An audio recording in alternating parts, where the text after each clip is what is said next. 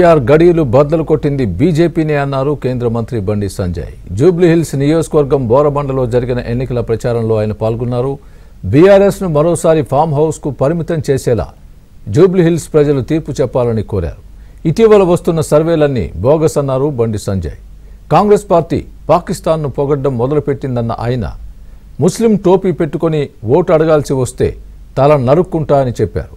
BJP మీటింగ్కు అనుమతిచ్చి రద్దు చేశారని బండి సంజయ్ గుర్తు చేశారు. పర్మిషన్ ఇవ్వకుండా ప్రచారం చేస్తా అని స్పష్టంగా చెప్పానని అన్నారు.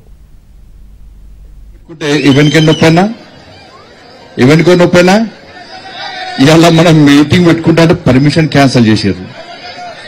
మీటింగ్ పెట్టుకోదట ఇచ్చిండ్రు, క్యాన్సిల్ చేశారు, ఇచ్చిండ్రు, క్యాన్సిల్ చేశారు. నేను చెప్పిన నీ పర్మిషన్ తీసుకొని సంకలం పెట్టుకో, ఇంకెక్కడ పెట్టుకో. అరే పాత బస్తీకి భాగ్యలక్ష్మి గుడి మీటింగ్ పెట్టిన పార్టీ భారతీయ జనతా పార్టీ. బోరబండ మాది, జూబ్లీహిల్స్ మాది.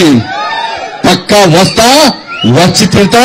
నీ పర్మిషన్లు గిర్మిషన్లు జంటనై భారత్ మాతాకి జై, జై శ్రీరామాని గర్జిస్తాం, గాంధిస్తాం. ఈ జూబ్లీహిల్స్ గంట మీద ఆ కాషాపు జెండాను రెప్పరెప్పలు ఆడిస్తామని చెప్పి వచ్చినా మీకు ఏం నొప్పని నాకు అర్థం కాలే.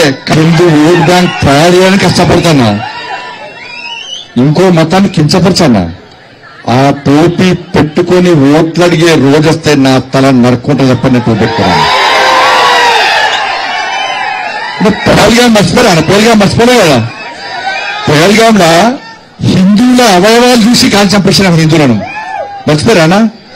హిందువుల అవయవాలు చూసి కాల్చి చంపేసినా. నాకు ఈ కాంగ్రెస్ వద్ద డౌట్ వస్తుందన్న.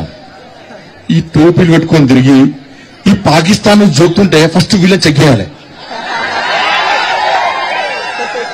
వీళ్ళు నిజంగా హిందువులేనా, వీళ్ళ DNA పాకిస్తాన్కి ఇక్కడ ఉందా అని డౌట్ వస్తుందన్న. చెక్ చేయాలా లేదా? ఇవాళ బండి సంజయ్ వస్తారట, మీటింగ్ ఆపుతారట. నీ అయ్య జాగిరాదు, నీ తాత జాగిరాదు. అరే కేసీఆర్ గడిలు బద్దలు కొట్టింది మనం, కేసీఆర్ మెడలు వంచింది మనం, కేసీఆర్ ఫామ్ హౌస్ కు పరిమితం చేసింది మనం. ఈ తెలంగాణ రాష్ట్రంలో ఎగిరాల్సిన కాషాయ జెండా ఎగరలేకపోయిందన్న బాధ అనిపిస్తుంది అన్న. మీలేక ఓట్లే లేక మాకు ఇలా మూర్ఖుడు కేసీఆర్ అంటాడు అని కొడుకు ఇంకా మూర్ఖుడు. ఈ మధ్య సినిమాలు నేర్చుకునేది జనతా గ్యారేజ్ జలా కొడుతున్నాడు. ఈయన అర్ధరాత్రి ఫోన్ చేస్తే ఫోన్ ఎత్తాడు. మీ అయ్యా ఆఫీస్ ఫామ్ హౌస్ వాడు కావాలట ఎప్పుడన్నా. మళ్ళా 3 సంవత్సరాలకు వాళ్ళ అయ్యా బయటకు వస్తాడట, అప్పుడు ముఖ్యమంత్రి అవుతాడట. వరదలు వస్తే రాడు, వర్షాలు పడితే రాడు, బోరుబండ మునిగిపోతాయంటే రాడు, బోరుబండ సమస్యల మీద రాడు, పిల్లలు చచ్చిపోతే రాడు, బస్సులు యాక్సిడెంట్ అయితే రాడు, సంపుతాడు, పంటాడు. అప్పుడప్పుడు బయటకు వచ్చి యశోద హాస్పిటల్ పోతాడు, బతికే ఉన్నా అని చెప్పుకోవడానికి యశోద హాస్పిటల్ పోతాడు. అని ఇంకొని సాగును కోరుకోవడం మనం అనుకుంటావా? కేసీఆర్ సారు నిన్ను 100 ఏళ్ళు ఆరోగ్యాలతో ఉండాలి.